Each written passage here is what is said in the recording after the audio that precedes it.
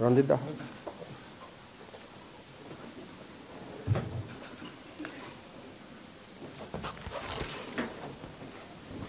সংবাদ মাধ্যমৰ বন্ধু বান্ধৱীসকল, আজি আমি তিনিটা বিশেষ চৰকাৰী আঁচনিৰ বিষয়ে বা আমি চৰকাৰে লোৱা নতুন এটা উদ্যমৰ বিষয়ে আপোনালোকক অৱগত কৰিবলৈ ইয়াত আমি সমবেত হৈছোঁ। আপোনালোকৰ সকলোৰে মনত আছে যে কিছুদিন আগতে কেন্দ্ৰীয় গ্ৰাম উন্নয়ন মন্ত্ৰী শিৱৰাজ সিং চৌহান ডাঙৰীয়াই অসম ভ্ৰমণ কৰিছিল আৰু সেই সময়ত তেখেতে প্ৰতিশ্ৰুতি দিছিলে যে এই বিত্তীয় বৰ্ষত প্ৰায় ৩.৫ লাখ নতুন আৱাস তেখেতে মঞ্জুৰ কৰিব আৰু অহা বছৰো সম পৰিমাণৰ ঘৰ বা প্ৰধানমন্ত্ৰী আৱাস যোজনাৰ ঘৰ দুখীয়া লোকসকলৰ বাবে অনুমোদন কৰিব। অসমত আমাৰ যিখন আমি ৱেট লিষ্ট বুলি কওঁ, অৰ্থাৎ আগতেই নিৰ্বাচিত হৈ থকা ব্যক্তিৰ যিখন অপেক্ষাৰত তালিকা, সেই অপেক্ষাৰত তালিকাখন 7,60,000 ব্যক্তিৰ অপেক্ষাৰত তালিকা আছিল। শিৱৰাজ সিং চৌহান ডাঙৰীয়াই প্ৰতিশ্ৰুতি দি যোৱা অনুসৰি আমাক 3,80,000 নতুন ঘৰ তেখেতে আমাক আবণ্টন দিয়ে আৰু আমি আপোনালোকক জনাবলৈ পাই ভাল পাইছোঁ যে অহা 19 তাৰিখে সমগ্ৰ ৰাজ্যজুৰি অনুষ্ঠিত হ'বলগীয়া এক সমাৰোহৰ জৰিয়তে আমি এই 3,80,000 হিতাধিকাৰীৰ ঘৰ বনাবৰ বাবে তেওঁলোকৰ প্ৰথম যিটো কিস্তি বুলি কয় তাক আমি হিতাধিকাৰীসকলৰ বেংক একাউণ্টলৈকে ট্ৰান্সফাৰ কৰিম। ইয়াত কেন্দ্ৰীয় সভাখন পলাশবাৰী সমষ্টিত হ'ব। অৱশ্যে ৰাভা হাছং পৰিষদৰ নিৰ্বাচনৰ অধীনত থকা অঞ্চলটোৰ হিতাধিকাৰী সভালৈ নাহে। বাকী পলাশবাৰী, হাজো, শুৱালকুছি, ছয়গাঁও, বকুৰ, ৰাভা হাছঙৰ নিৰ্বাচন নথকা অঞ্চলবিলাকৰ হিতাধিকাৰীৰে পঞ্চায়ত মন্ত্ৰী ৰঞ্জিত দাস ডাঙৰীয়া আৰু মোৰ উপস্থিতিত পঞ্চায়ত আৰু গ্ৰাম উন্নয়ন বিভাগে প্ৰথম কিস্তিৰ ধন 3,80,000 হিতাধিকাৰীলৈকে বিতৰণ কৰিব। আমি নিশ্চিত যে এই 3,80,000 হিতাধিকাৰীক ধন বিতৰণ কৰাৰ লগে লগে এপ্ৰিল-মে মাহত আমি আৰু 3,80,000 হিতাধিকাৰীৰ বাবে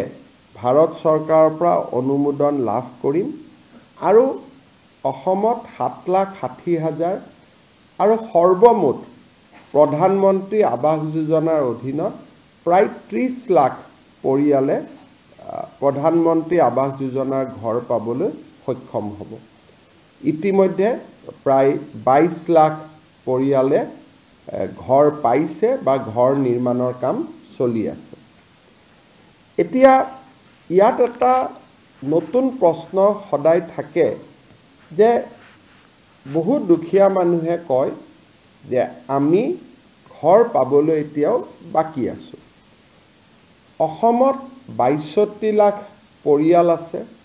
62 লাখ পৰিয়ালৰ 30 লাখ পৰিয়ালে প্ৰধানমন্ত্ৰী আৱাস যোজনাৰ ঘৰ পোৱাৰ পিছত আমি ভাবোঁ যে এতিয়াও 4-5 লাখ দৰিদ্ৰ লোকে ঘৰ পোৱাৰ প্ৰয়োজনীয়তা আছে। এই ঘৰ পাবৰ কাৰণে আমি প্ৰথম প্ৰক্ৰিয়াটো হ'ল যে মানুহজনৰ ঘৰটো যে কেঁচা ঘৰ তাক প্ৰমাণ কৰিবৰ কাৰণে এটা জিঅ' টেগিং কৰিব লাগে আৰু জিঅ' টেগিং কৰাৰ পিছত যেতিয়া ভাৰত চৰকাৰৰ ওচৰলৈকে যায়, ভাৰত চৰকাৰে বিভিন্ন টেকনলজিৰ আধাৰত তাক নিশ্চিত কৰে যে এই মানুহজনৰ ঘৰটো কেঁচা ঘৰ হয় নে নহয় আৰু কেঁচা ঘৰ হ'লে তেখেতক এখন তালিকাত অন্তৰ্ভুক্ত কৰে আৰু পৰ্যায়ক্ৰমে এই ঘৰ তেওঁলোকক আগবঢ়াই গৈ থাকে। অহা বছৰ এপ্ৰিল মে মাহত আমি 3,80,000 ঘৰ পোৱাৰ লগে লগে আমি 2018-19 চনত যিখন তালিকা বনাইছিলোঁ সেইখন এক্সজষ্টেড হৈ যাব। তাত আৰু এজনো ৱেট লিষ্টত মানুহ নাথাকিব। তথাপিতো বহুত লোকে ঘৰ নোপোৱাকৈ থাকি যাব। সেইবাবে আমি ভাৰত চৰকাৰৰ পৰা এটা অনুমতি ল'লোঁ যে আমাক আকৌ এবাৰ জিঅ' টেগিং কৰাৰ কাৰণে অনুমতি দিয়ক। কিবা কাৰণত যদি কোনোবা বাদ পৰি গৈছে তেতিয়াহ'লে আমি তেওঁলোকক শেষবাৰৰ কাৰণে এটা জিঅ' টেগিং কৰিব পাৰিম। কিন্তু জিঅ' টেগিং কৰিলে সাধাৰণতে গাঁৱৰ মানুহে আমাক আপত্তি কৰে যে পঞ্চায়ত আৰু গ্ৰামোন্নয়ন বিভাগৰ কৰ্মচাৰীসকলে 25-30 হাজাৰ টকা দাবী কৰে আৰু তেওঁলোকক যদি টকা দিয়া নহয় তেওঁলোকে দৰিদ্ৰ দুখীয়া মানুহৰ ঘৰ জিঅ' টেগিং নকৰে। অভিযোগ কিমান সঁচা কিমান মিছা তাক আমি অনুসন্ধান কৰিব খোজা নাই, কাৰণ বহু অভিযোগ সঁচা হ'লেও তাৰ প্ৰমাণ নাথাকে, প্ৰমাণ নাথাকিলে চৰকাৰে ব্যৱস্থা ল'ব নোৱাৰে। সেইকাৰণে আমাৰ সদায় লক্ষ্য আছে যে ইম্প্ৰুভমেণ্ট অফ দ্য ছিষ্টেম, ব্যৱস্থাৰ পৰিৱৰ্তন হ'ব লাগে, যাতে ব্যৱস্থাৰ পৰিৱৰ্তনত দুৰ্নীতি বা দৰিদ্ৰ মানুহক প্ৰবঞ্চনা কৰাৰ যিখিনি ক্ষমতা সি যাতে একেবাৰে সীমিত হৈ পৰে, যে কৰিব খুজিলেও কৰিব নোৱাৰে। সেইবাবে এইবাৰ আমি জিঅ' টেগিঙৰ এটা নতুন ব্যৱস্থা আৰম্ভ কৰিছোঁ। এইবাৰ প্ৰথম জিঅ' টেগিংটো আমাৰ গাঁৱৰ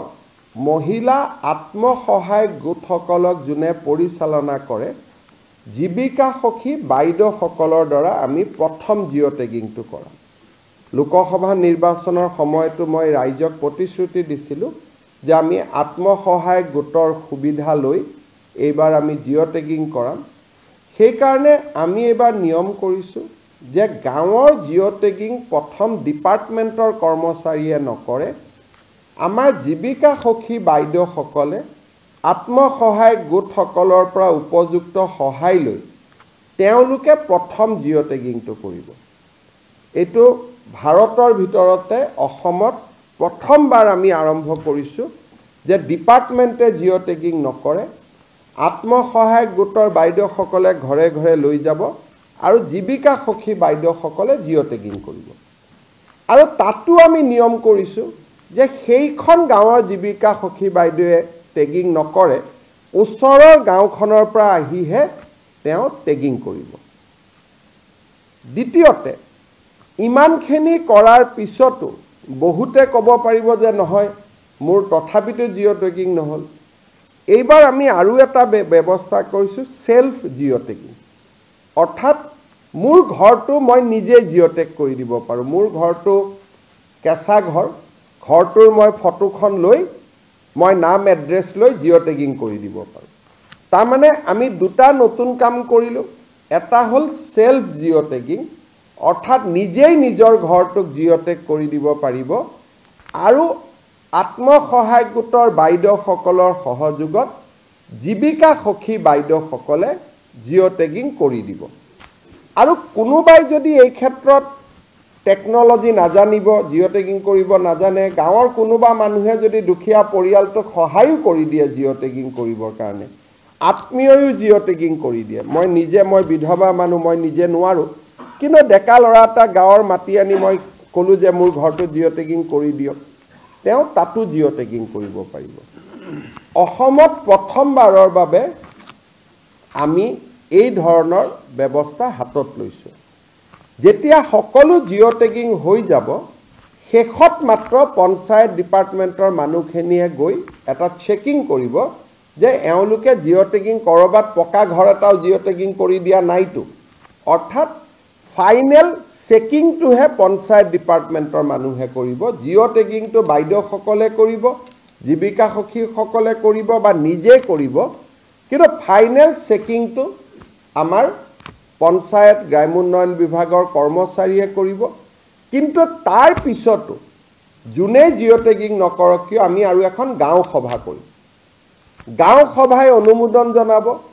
গাঁও সভাই অনুমোদন জনোৱাৰ পিছত ব্লক পৰ্যায়ত এখন কমিটি থাকিব, তেওঁলোকে অনুমোদন জনাব আৰু জিলা পৰ্যায়ত অভিভাৱক মন্ত্ৰী সহিত এখন কমিটি থাকিব তাতে অনুমোদন জনোৱাৰ পিছতহে ফাইনেলি আমি ভাৰত চৰকাৰক জনাই দিম যে ইমান আমাৰ জিঅ' টেগিং হ'ল পৰৱৰ্তী সিদ্ধান্ত ভাৰত চৰকাৰে ল'ব আৰু এই গোটেই ব্যৱস্থাটোৰ জৰিয়তে মই বিশ্বাস কৰোঁ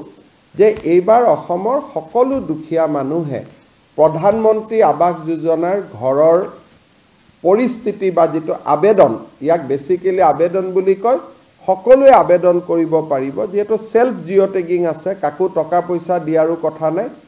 এই যে সেলফ জিঅ' টেগিঙৰ ব্যৱস্থাটো যাতে ৰাইজে গম পায় জনপ্ৰিয় হয় তাৰ কাৰণে মই আজি এই বিশেষ ব্যৱস্থাটো জনাবৰ বাবে আপোনালোকক এখন সাংবাদিক মেলৰ জৰিয়তে আহ্বান কৰিছিলোঁ মোৰ ইয়াৰ পিছত আৰু দুটা টপিক আছে কিন্তু মই আমাৰ পঞ্চায়ত গ্ৰামোন্নয়ন বিভাগৰ প্ৰধান সচিব জন এক্কা ডাঙৰীয়াক অনুৰোধ কৰিম যে অকণমান এই অন্বেষা মানে যিটো আমি আৱাস পৰ্টেল কৰিছোঁ এই আৱাস প্লাছ আৰু আৱাস পৰ্টেলটোনো কি এই বিষয়ে তেখেতে আপোনালোকক জনাব মই গাঁৱৰ ডেকা ল'ৰাসকলকো আহ্বান জনাম যে আপোনালোকেও দুখীয়া দৰিদ্ৰ মানুহক যিটো self loaded portal self load কৰিব পাৰি আপোনালোকে সহায় কৰি দিয়ক সকলোৱে যাতে এটা সুবিধা পাব পাৰে আৰু আমি চিন্তা এই কাৰণে কৰা নাই 30 লাখ মানুহৰ নামটো নিজে নিজে মাইনাসে হৈ যাব তেওঁলোকে আগত ঘৰ পালে গতিকে এই গোটেই ব্যৱস্থাটোৰ ফলত হয়তো 5 লাখৰ জায়গাত 7 লাখ জিঅ' টেগিং হ'ব হেতুত আমি একো চিন্তা কৰা নাই প্ৰধানমন্ত্ৰী ডাঙৰীয়াক অনুৰোধ কৰি যিকেইটা ঘৰ লাগে আমি আনিম মই এক্কা ডাঙৰীয়াক অনুৰোধ কৰিম যে তেখেতে এটা প্ৰেজেন্টেচন দিয়ক তাৰ পিছত কিবা প্ৰশ্ন থাকিলে মই আপোনালোকক উত্তৰ দিব পাৰিম mike Lela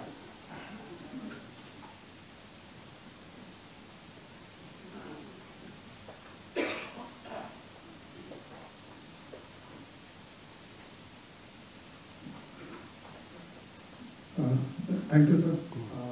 Briefly, Awas Plus 2024 survey background for you. So, Pradhanmantri Awas Yojana 2.0 ji ami ko eto August mahot approve hoise. Honorable Prime Minister Nagoria September mahot eto Awas Plus app launch korise. Ami yate duta bostu ase assisted survey and self survey. So, survey কথা কৈছে. Assisted survey মানে দি beneficiary নিজে self survey কৰিব না তেখেতে analysis কৰিবলৈ assisted survey ব্যৱস্থা আছে. But before that, there is another country mother question. In Assam, we are, through the help of SSG, we have to survey program also, and we have a portal बनाया that portal may be in Assam. ऐसे में हमें ये प्रथम जो survey हुई है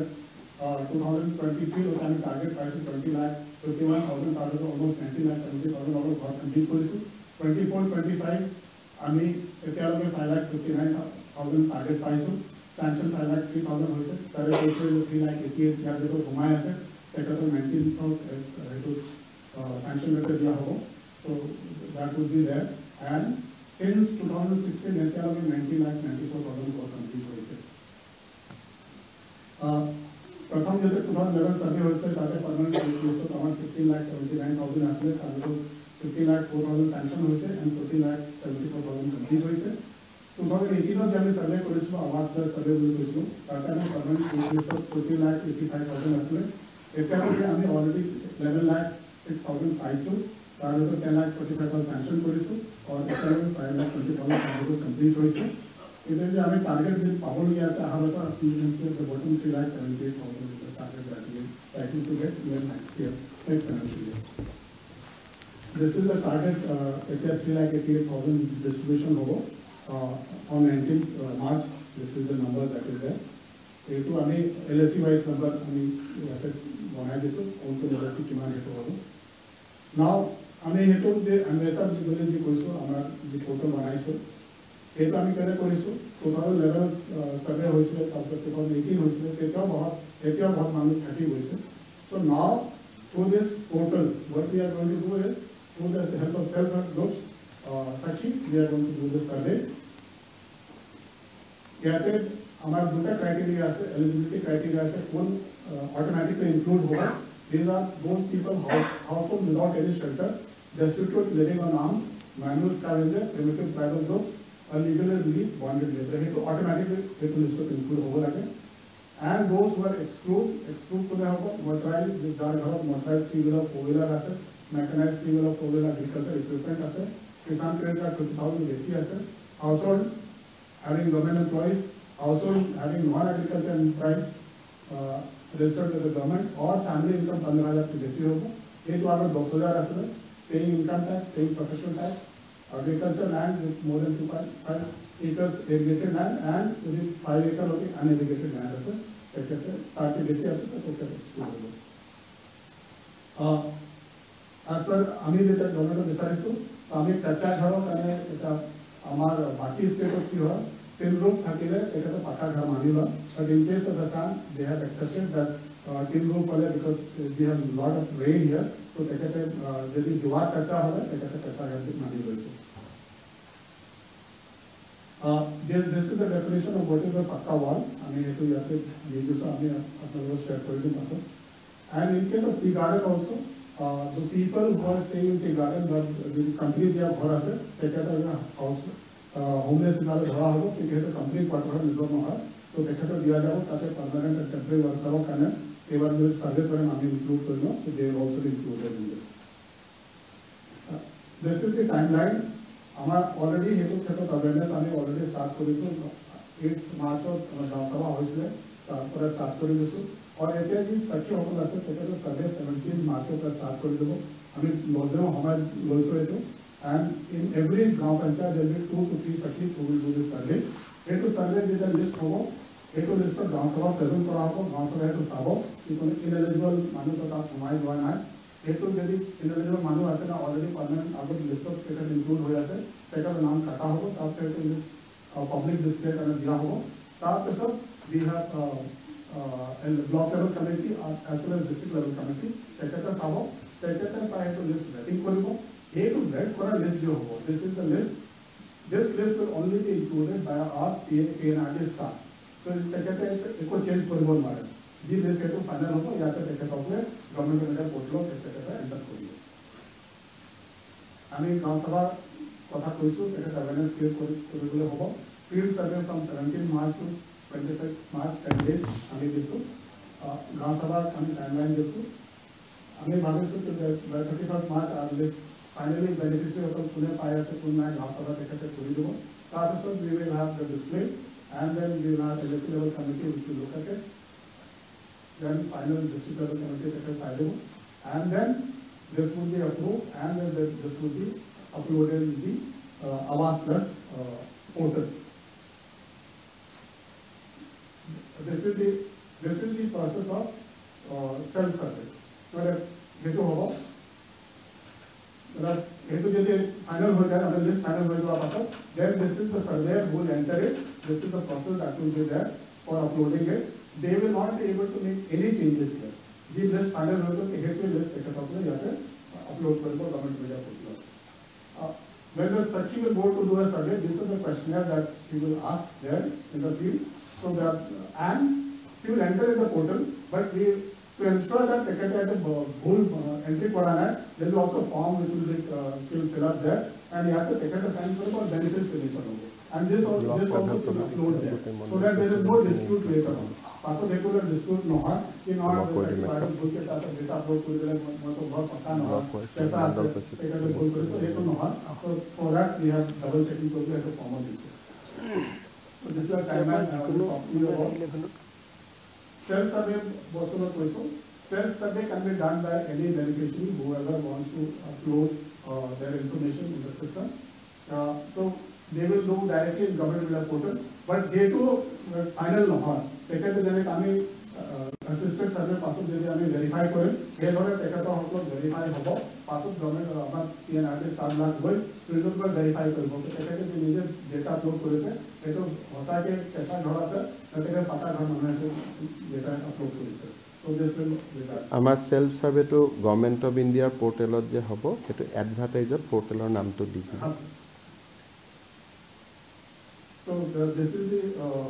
written there self-survey mode and Awas Plus self-survey can be done by either a member of the beneficiary household या तो ইয়াতে সেলফ সার্ভে করতে ফেস অথেন্টিকেশন হব আধার হব লাগবে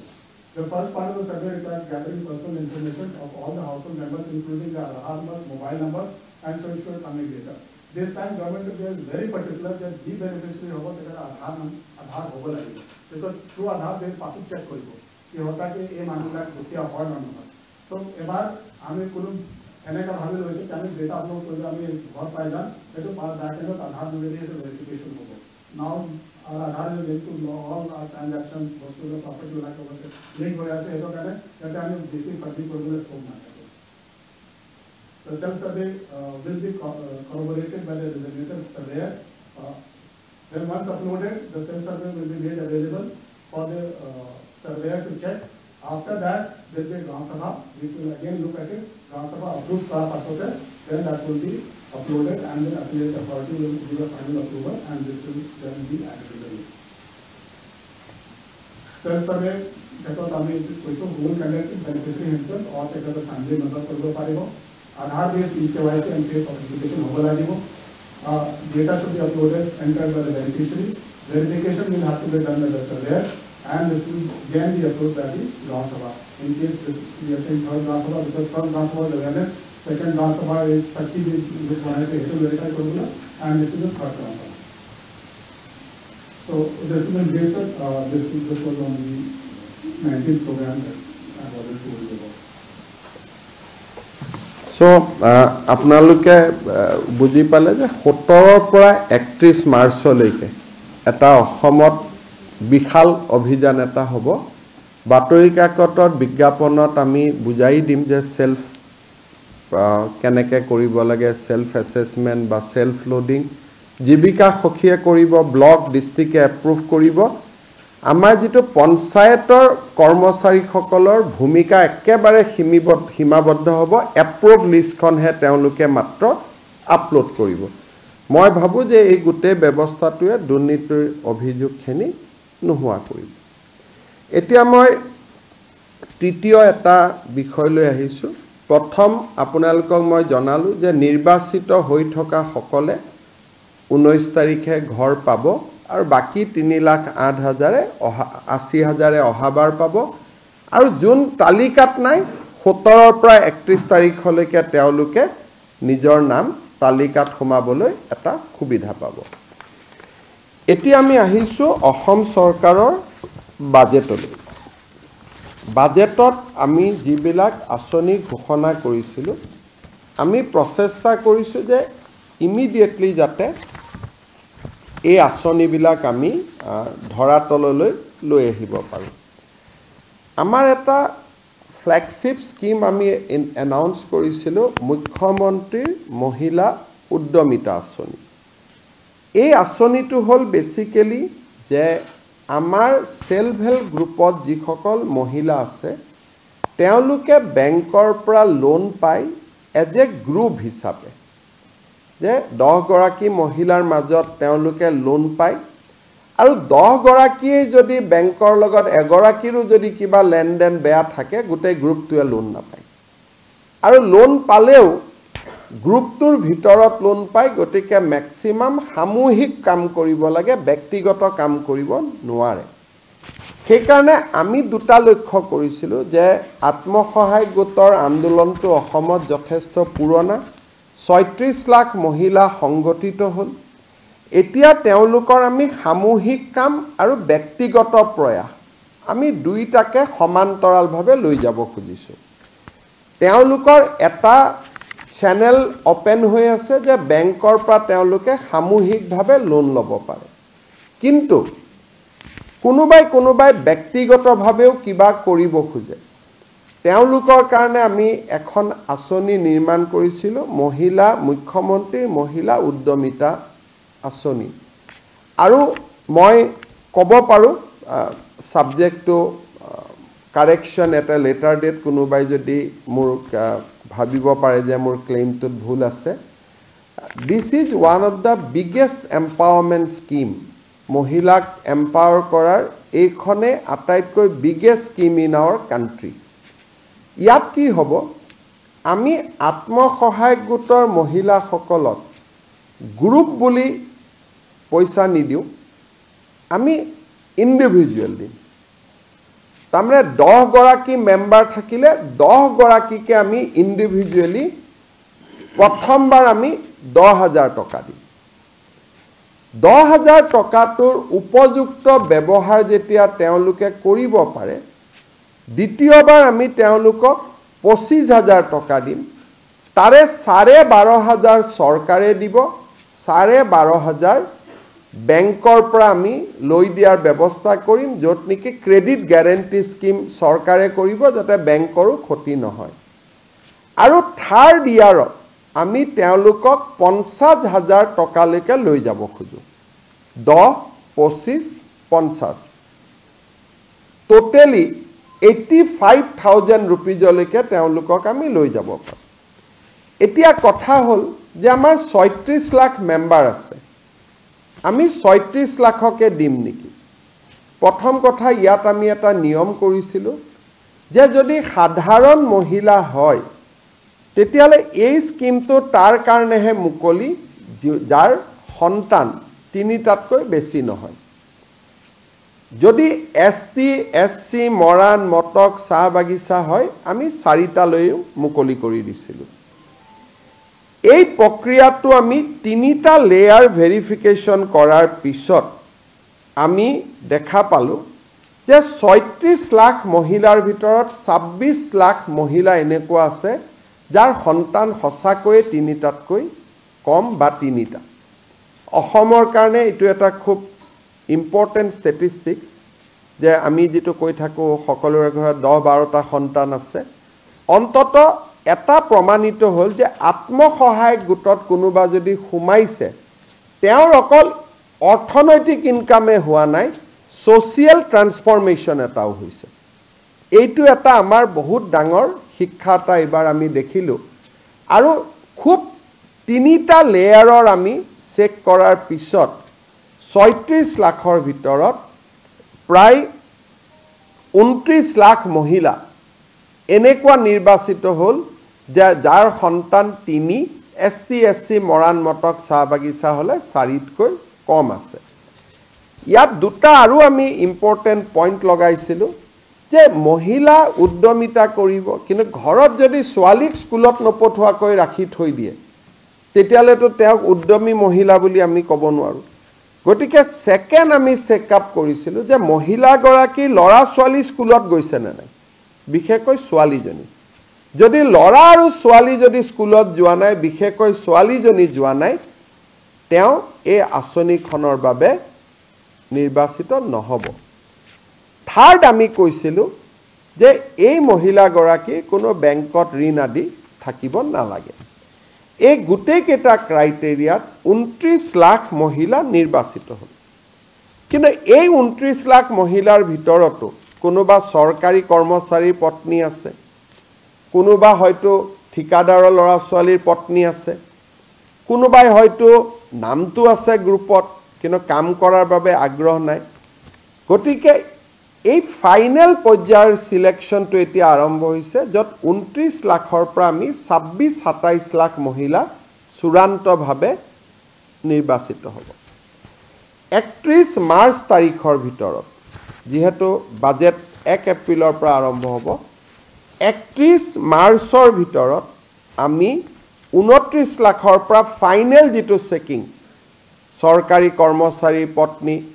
চৰকাৰী কৰ্মচাৰীও তৃতীয় আৰু চতুৰ্থ শ্ৰেণীটো আমি লব দিছো যে তৃতীয় আৰু চতুৰ্থ শ্ৰেণী যদি হয় তেওঁলোকে লক কোনো আপত্তি নাই দ্বিতীয় আৰু প্ৰথম শ্ৰেণীক আমি মাইনাস কৰিছো ঘৰত যদি বাস ট্ৰেক্টৰ আছে সেইটো আমি মাইনাস কৰিছো তিনিচকীয়া বাহন আমি মাইনাস কৰা নাই চাৰিচকীয়া বাহন মাইনাস কৰিছো এনেকে খুব লিবাৰেল সিস্টেমেদি আমি 29 লাখৰ পৰা কিমান কমে আমি চাম হয়তো 1 লাখো কমিব পাৰে 1.5 লাখো কমিব পাৰে হয়তো 50,000ও কমিব পাৰে কিন্তু যিয়ে নহওক কিয় 31 মাৰ্চত এই তালিকাখন আমি সমাপ্ত কৰিম ফাইনালি আমি আপলোড কৰিম যে এইখনে হিতাধিকাৰীৰ তালিকা 31 মাৰ্চটো খালি যাব আমিও ব্যস্ত থাকিম 1 এপ্ৰিল তাৰিখৰ পৰা নতুন বাজেট আৰম্ভ হ'ব 1 এপ্ৰিল তাৰিখে বিহালী বিধানসভা সমষ্টিত আমি প্ৰথম হিতাধিকাৰীসকলক এই আঁচনিৰ প্ৰথম 10,000 টকাৰ কিস্তি প্ৰদান কৰিম। বিহালী সমষ্টিত 23,000 মহিলা এই আঁচনিটোৰ বাবে ইতিমধ্যে নিৰ্বাচিত হৈছে আৰু এই 23,000 মহিলাক আমি একোখনকৈ চেক দি আমি তেওঁলোকক সিদিনাখনে সভাতে আমি তেওঁলোকক চেক এখন দি দিম। আৰু চেক আমি কিয় দিছো, কেতিয়াবা বেংকত গৈ টকা পৰি থাকে, KYC নকৰে, কিবা নকৰে, চৰকাৰৰ লছ হয় আৰু মহিলাগৰাকীয়েও টকা নাপায়। চেকখন পালে অন্তত মহিলাগৰাকীয়ে বেংকত ফিজিকেলি চেকখন লৈ গ'লে তেওঁ একাউণ্টটোত যদি KYC আদি হৈও থকা নাই, KYC আদি কৰি ল'ব পাৰিব। তাৰ পিছত প্ৰত্যেক মাহত আমি এখন তালিকা দিম বাতৰি কাকতত, প্ৰত্যেক মাহত 10-15টা সমষ্টিত আমি এই ধৰণে একোটা ফাংচন কৰি আমি এই পুঁজিটো বিতৰণ কৰি গৈ থাকিম। আৰু ইয়াৰ সমান্তৰালভাৱে মহিলাসকলক আমি 3 দিনীয়াকৈ এটা প্ৰশিক্ষণো দি গৈ থাকিম। য'তেই প্ৰশিক্ষণ শেষ হয় তাতে আমি, আপোনালোকে ক'ব পাৰে যে 10টা সমষ্টি কেনেকৈ নিৰ্বাচিত হ'ব, অৰ্থাৎ য'তেই প্ৰশিক্ষণ শেষ হয় তাতে আমি টকাটো দিয়াৰ আৰম্ভ কৰিম। আমাৰ বাজেটৰ এইটো প্ৰথম এনাউন্সমেণ্ট আমি পূৰণ কৰিবৰ কাৰণে গৈ আছোঁ। এইবাৰ সাধাৰণতে বাজেট পূৰণ কৰোঁতে সময় লাগে। এইবাৰ আমি 1 এপ্ৰিলৰ পৰাই আমি টাৰ্গেট লৈছোঁ যাতে 1 এপ্ৰিলৰ পৰাই আমি কামখিনি কৰিব পাৰোঁ। আৰু এইটো এটা অসমৰ ইতিহাসত অৰুণোদয়ৰ পিছত ওমেন এম্পাৱাৰমেণ্টৰ এইটোৱে আটাইতকৈ ডাঙৰ স্কিম, কাৰণ এই স্কিমটোত নগৰৰ, এতিয়া মই গাঁৱৰ সংখ্যাটো ক'লোঁ, কিন্তু নগৰৰ মহিলাসকলো ইয়াত আছে। 3,200 কোটি টকা ৰাজ্য চৰকাৰে এইবাৰ এই আঁচনিটোত খৰচ কৰিব, মুখ্যমন্ত্ৰীৰ মহিলা উদ্যমিতা আঁচনি। আপোনালোকৰ যদি কিবা সুধিবলগীয়া আছে গোটেই 3টা কথাৰ ওপৰত আপোনালোকে সুধিব পাৰে। গাঁও সভাখন গাঁও পঞ্চায়তৰ ছেক্ৰেটাৰীয়ে আহ্বান কৰিব। আৰু যিহেতু এতিয়া পঞ্চায়ত নাই, গতিকে গাঁও পঞ্চায়তৰ ছেক্ৰেটাৰীৰ উদ্যোগত গাঁওখন আহ্বান হ'ব আৰু তাতে আমি সভাপতিত্ব কৰাৰ কাৰণে গাঁৱৰ আটাইতকৈ জ্যেষ্ঠ নাগৰিকজনৰ নামটো আমি দিম, যে দ্য মষ্ট ছিনিয়ৰ চিটিজেন যিজনে আছে গাঁৱত, আটাইতকৈ যিজন জ্যেষ্ঠ নাগৰিক, তেখেতে গাঁও সভাখনক সভাপতিত্ব কৰিব। আমি একেবাৰে ট্ৰেন্সপাৰেণ্টলি আৰু খুব ধুনীয়াকৈ কৰিব খুজিছোঁ যাতে কোনো ধৰণৰ খেলি মেলি নহয়। গাঁও পঞ্চায়তৰ ছেক্ৰেটাৰী, গভৰ্ণমেণ্টৰ ফালৰ পৰা গাঁও পঞ্চায়তৰ সচিবগৰাকী থাকিব আৰু গাঁও পঞ্চায়তৰ সচিবগৰাকীয়ে সভাপতি এজন কৰিব লাগিব। গতিকে সভাপতিজন সেই গাঁওখনৰ আটাইতকৈ জ্যেষ্ঠ নাগৰিকজনক কৰিব পাৰিব। সভাত অহাৰ ভিতৰত আটাইতকৈ জ্যেষ্ঠ নাগৰিক যিহেতু হয়তো ঘৰত তেওঁ বেড ৰিডেনো হ'ব পাৰে, কিন্তু সভাত অহাৰ ভিতৰত জ্যেষ্ঠ নাগৰিক বা গাঁৱৰ ৰিটায়াৰ্ড টিচাৰ আমি এটা ক্ৰাইটেৰিয়া দি দিম যাতে এজন মানুহে সভাপতিত্ব কৰিব পাৰে।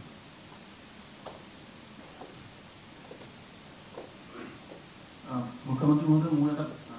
বেলেগ প্ৰশ্ন এটা, পলিটেকনিকৰ যিখিনি অব্যাহতি দিয়া হৈছে, প্ৰবক্তা তেওঁলোকে আপোনাৰ হস্তক্ষেপ বিচাৰিছে আৰু তেওঁলোকে কৈছে যে শিক্ষামন্ত্ৰীয়ে যিখিনি কথা কৈছে তেওঁলোকে বিশ্বাস লোৱা নাই, তেওঁলোকে অংশকালীন বুলি কোৱা হৈছে, কিন্তু তেওঁলোকে দুটা কথা তেওঁলোক আপোনাৰ মুখতে হস্তক্ষেপ দিছে। মই বুজাই দিছোঁ। 2017 চনত আমি পলিটেকনিক আৰু ইঞ্জিনিয়াৰিং কলেজত 370 গৰাকী অধ্যাপক অধ্যাপিকাক অংশকালীন হিচাপে আমি নিযুক্তি দিছিলোঁ। সেইটো আৰু সত্য অসত্যৰ কথা নাই, চবৰ হাতত কাগজখনে আছে। আৰু তেওঁলোকক পাৰ ক্লাছ হিচাপত বেতন দিয়া হৈছিল, যে যিমানটা ক্লাছ কৰিব সিমানটা বেতন দিব। তাৰপিছত আমি তেখেতসকলক এটা প্ৰক্ৰিয়াৰ মাজেৰে কিছুক আমি এবজৰ্ভ কৰিলোঁ আৰু এনেকৈ কিছুৱে ৰিজাইন দিও গুচি গ'ল। 67 গৰাকী ৰিজাইন দিলে আৰু আমাৰ যিটো প্ৰক্ৰিয়াৰ মাজেৰে 133 গৰাকীয়ে চৰকাৰী চাকৰি পালে আৰু কিছুক ৰেগুলেশ্যন 3F টো লোৱা গ'ল। এতিয়া প্ৰশ্নটো হ'ল যে এই পলিটেকনিকৰ শিক্ষকসকলে গুৱাহাটী উচ্চ ন্যায়ালয়ত গ'ল যদি কোৰ্টত নগলেহেঁতেন আমাৰ লগতে কথাটো থাকিলেহেঁতেন কথাটো বেলেগ আছিলে কোৰ্টত তেওঁলোকে গ'ল আৰু কোৰ্টত তেওঁলোকে এটা আদেশ ল'লে গভৰ্ণমেণ্টৰ বিপৰীতে যে তেওঁলোকক চাকৰিৰ পৰা গুচাব নোৱাৰিব কিন্তু গুৱাহাটী উচ্চ ন্যায়ালয়ে তেওঁলোকক এটা সিদ্ধান্ত দিলে অৱশেষত যে নহয় কোনো কন্ট্ৰেকচুৱেল টিচাৰ চৰকাৰে ৰেগুলাৰ কৰিব নোৱাৰে অৰ্থাৎ মই যেটো বিধানসভাটো কৈছিলো এটো উচ্চ ন্যায়ালয়ে এটা গুৰুত্বপূৰ্ণ জাজমেন্ট দি ক'লে যে চৰকাৰৰ এটো অধিকাৰেই নাই কাকো ৰেগুলাৰাইজ কৰা গতিকে তেওঁলোকৰ জাগাত নতুনকৈ এপইন্টমেন্ট পোৱা শিক্ষকসকলে যোগদান কৰিলে যিসকলৰ চাকৰি গল তেওঁলোকো অসমীয়া তেওঁলোকো চুকা আৰু যিসকলে তাৰ জাগাত চাকৰি থুমালে তেওঁলোকো অসমীয়া তেওঁলোকো চুকা এতিয়া যদি এখেতসকলক মই চাকৰি দিব লাগে যোগদান কৰাখিনিকো আকৌ উলিয়াব লাগিব তেতিয়া তেওঁলোকে আন্দোলন কৰিব এতিয়া মই এই গোটেই ঘটনাটো চাই পেলাই তিনিটা ব্যৱস্থা দেখিছো যে আমাৰ হাজু টিংখং আৰু মাজুলী তিনিখন পলিটেকনিক হ'ব গৈ আছে ইয়াৰ ভিতৰত যিসকলে উপযুক্ত আছে যিমান পোষ্ট আছে কিছু আমি আকৌ অংশকালীন ভিত্তিত আমি ল'ব পাৰিম কিন্তু তেওঁলোকে ফাইনালি পৰীক্ষাত আকৌ এপিয়াৰ হ'ব লাগিব কিছুমানে কৈছে পৰীক্ষাত এপিয়াৰ হোৱাৰ কাৰণে এজ নাই লাগিলে আমি এজটো কণ্ডন কৰি দিম কিন্তু 3Fত চাকৰি কৰিলে এপিএসসিয়ে নিয়মীয়া নকৰিলে চাকৰিটো যায় সেইটো কথা সকলোৱে জানা কথা সকলোৱে মোক কৈছে ঠিক আছে মানৱীয়তাৰ খাতিৰত তিনিখন নতুন পলিটেকনিক আহিছে যাক যত যেনেকে পাৰে আমি একমোডেট কৰি দিম এজটো ৰিলেক্স কৰি দিম কিন্তু তেওঁলোকে পঢ়া শুনা কৰি যেহেতু মেধাবী বুলি নিজে কৈছে আৰু আমাৰ যেহেতু চাকৰিত ইঞ্জিনিয়াৰিং কলেজৰ প্ৰফেসৰ সকলে ইন্টাৰভিউ লয় তাত কোনো পলিটিক্যাল মানুহ নাই গতিকে মই আশা কৰিম অন্তত মেধাৰ ভিত্তিত পিছৰবাৰ তেওঁলোকে চাকৰি ল'ব কিন্তু গভৰ্ণমেণ্টত আজিকালি ডাঙৰ কথাটো হ'ল যে মেধাক বাদ দি মৰম কৰাৰ ইয়াত কোনো স্কোপ নাই কাৰণ যদি মৰম কৰিব যাওঁ যোগদান কৰাখিনিক আকৌ উলিয়াই দিব লাগিব তেতিয়া তেওঁলোকো আপোনালোকৰ ওচৰত আহিব সেইকাৰণে মোৰ এইটোৱে কথা যে মই এজ ৰিলেক্স কৰি দিম নতুন তিলিখন পলিটেকনিকক এওঁলোকক যাতে অন্তত লগে লগে চাকৰিটো নাযায় কাম কৰি থকাৰ সুবিধাও কৰি দিম কিন্তু সকলোকে পাৰো নে নোৱাৰো মই নাজানো মই চেক কৰি লওঁ কিন্তু ফাইনালি তেওঁলোকে পৰীক্ষা দিবই লাগিব পৰীক্ষা নিদিয়াকৈ চাকৰি নহব এই কথাখিনি মই ভাবো যে চাকৰি এটা গলে মনটো বেয়া লাগে অলপ দুখু কৰে কিন্তু পুৱা কেজনো জেনুইনে জুনে চাকৰি পাইছে তেওঁলোকৰ জায়গাত কোনো ৰাজস্থান মহাৰাষ্ট্ৰৰ পৰা কোনো অহা নাই অসমৰ ডেকা ল'ৰা ছোৱালীয়ে চাকৰি পাইছে ইমানটোৱে কথা মুখ্যমন্ত্ৰী মহোদয় আৰু এটা প্ৰশ্ন 2023 চনত এটা বিজ্ঞাপন আহিছিলে 5550টা ওলাব তেওঁলোক অলপ ধৈৰ্যটো কম কাৰণে হোৱা নাই অলপমান আমি কৈছো যে অলপ ধৈৰ্য ধৰিব লাগে তেওঁলোকক লগে লগে লাগে আজিয়ে ৰিজাল্টটো লাগে গতিকে জুনে যিমান দিন এনেকে ক'ব তেওঁলোক ইমান অসহিষ্ণু হলে চাকৰিটো কৰিব নোৱাৰিব সেইকাৰণে মই অলপ নিজাকৈ দেৰি কৰাই আছো যে মানুহকেজন অলপ সহিষ্ণু হওক কাৰণ এইটো লেভেলত যদি চাকৰি কৰিব যায় মই দুখ দিয়া নাই ডেকা ল'ৰা মুকে 100-150 কৈ ডেইলি হোৱাটছআপ কৰি থাকে যদি মুখ্যমন্ত্ৰী কেনেকে হোৱাটছআপ কৰি থাকিব পাৰে প্ৰধান শিক্ষকটো গৈ কাকো নামানিব গতিকে সৰু ল'ৰা ছোৱালী মই অলপমান তেওঁলোকক আমাৰে ভাই ককাই ভাই ভনী হ'ব মই অকনমান ধৈৰ্যটো শিকাইছো যে চাকৰিটো জুনে পাব লাগে পাবই চাকৰিটো আমি বিধানসভাটো কৈছো যে 10 অক্টোবৰত সবকে আমি দি দিম কিন্তু আপোনালোককো লক কৰে মুকু লক কৰে ইমান এইকেদিন এসিএস এপিএছৰ কাৰণে পৰীক্ষা পঢ়িলেওটো হয় চাকৰি পোৱাটোটো পাবই ইমান ইম্পেচেন্ট হৈ যায় কিছুমান ল'ৰা ছোৱালী তাৰ পিছত যোগদান কৰিলেও কয় এইটো মোৰ মতে স্কুল হোৱা নাই এইটোত মই নাহো গতিকে আজিকালি কি যে বহুতে এইটো মোক কয়ও যে মেৰিটত চাকৰি পোৱাৰ কাৰণে কোনেও গুৰু গোখাই নামানেও বুলিও কয় গতিকে আপোনালোকে মোৰ মোবাইলটো খুলিবই নোৱাৰিব ৰাতিপুৱাই 5506 হোৱাটছআপ মাৰি দিয়ে আৰু মই এইটো খুলুতে কোনোবা তাৰ মাজত কেন্সাৰ পেশেন্ট কাৰোবাৰ এপ্লিকেশন বিলাক ডিলিট হৈ যায় ইমান কষ্ট হয় মোক জুনে হোৱাটছআপ দিয়ে তাত maximum cancer patient kidney patient medical sheet এনেকুৱা হোৱাটছআপ বিলাক আহে ৰাতিপুৱা 11টা বজাত এই 5500 হোৱাটছআপ সোমাই যায় মই চাব নোৱাৰা হৈ যাওঁ ডিলিট কৰি থাকোতে কেতিয়াবা জেনুইন হোৱাটছআপো ডিলিট হৈ যায় গতিকে বহুত কথা ফেচ কৰি থাকিব লাগে আমি মানে আপোনালোকক বুজাই শেষ কৰিব নোৱাৰি সদায় ৰাতিপুৱাই 5500 আহি যায় আৰু বহুত যুক্তি দি পেলাই হোৱাটছআপ কৰে ঠিক আছে ঠিক আছে অমিত শ্বাহ ডাঙৰীয়া 14 তাৰিখে তেখেতে যোৰহাটত আহি নিশা উপস্থিত হ'ব আৰু দেৰগাঁৱৰ লাচিত বৰফুকন একাডেমীত নিশা জিৰণি ল'ব ৰাতিপুৱা 11 বজাত তেখেতে লাচিত বৰফুকন পুলিচ একাডেমীৰ নৱনিৰ্মিত ভৱনটো উদ্বোধন কৰিব আৰু আপোনালোকে জানি ভাল পাব যে নেশ্যনেল পুলিচ একাডেমী হায়দৰাবাদৰ সমকক্ষ এটা সুন্দৰ ভৱন এটা অসম চৰকাৰে নিৰ্মাণ কৰি উলিয়াইছে তেখেতে সেই ভৱনটো উদ্বোধন কৰিব কৰি তেওঁ পুনৰ যোৰহাটলৈ গুচি যাব আৰু যোৰহাটৰ পৰা তেওঁ পোনে পোনে মিজোৰাম যাব মিজোৰামৰ ৰাইজৰ কাৰণে এটা খুব ভাল খবৰ যে অসম ৰাইফলছৰ হেডকোৱাৰ্টাৰটো আইজলৰ পৰা শিফ্ট হ'ব that is a very historic moment তাৰ পৰা তেখেত পুনৰ গুৱাহাটীলৈ ঘূৰি আহিব 15 তাৰিখে ৰাতি আৰু আমাৰ কইনাধৰাত নিশা কটাব এদিন দেৰগাঁৱত কটাব এদিন কইনাধৰাত কটাব 16 তাৰিখে ৰাতিপুৱা তেওঁ কোকৰাঝাৰ যাব আৰু দতমাত নিখিল বড়ো ছাত্ৰ সন্থাৰ অধিৱেশনত যোগদান কৰি তেওঁ পুনৰ গুৱাহাটীলৈ ঘূৰি আহিব আৰু ৰেডিসন ব্লু হোটেলত নৰ্থ ইষ্টৰ মুখ্যমন্ত্ৰীসকলৰ এখন সন্মিলনত অংশগ্ৰহণ কৰিব সন্মিলনখনৰ উদ্দেশ্য হ'ল যে উত্তৰ পূৰ্বত ভাৰতীয় ন্যায় সংহিতাৰ প্ৰয়োগ এই বিষয়টোত কোন ৰাজ্য কিমান আগবাঢ়িছে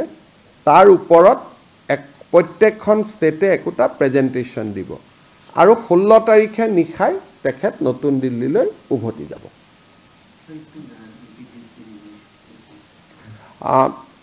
Union Home Minister Shri Amit Shah ji is coming to Assam on 14th night. 15 morning he will inaugurate new buildings of Lasit Borphukan Police Academy. Thereafter he will fly to Aizol and after attending programs at Aizol he will again come back to Guwahati and will stay overnight in Guwahati itself. On 16 morning, he will address the annual conference of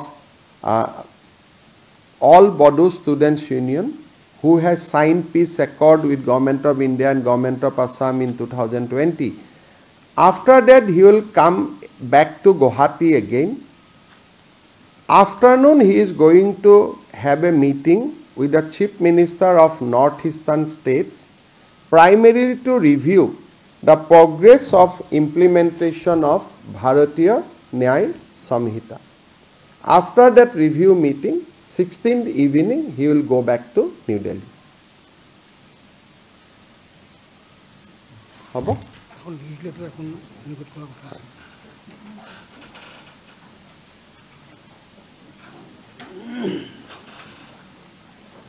Koi diyo.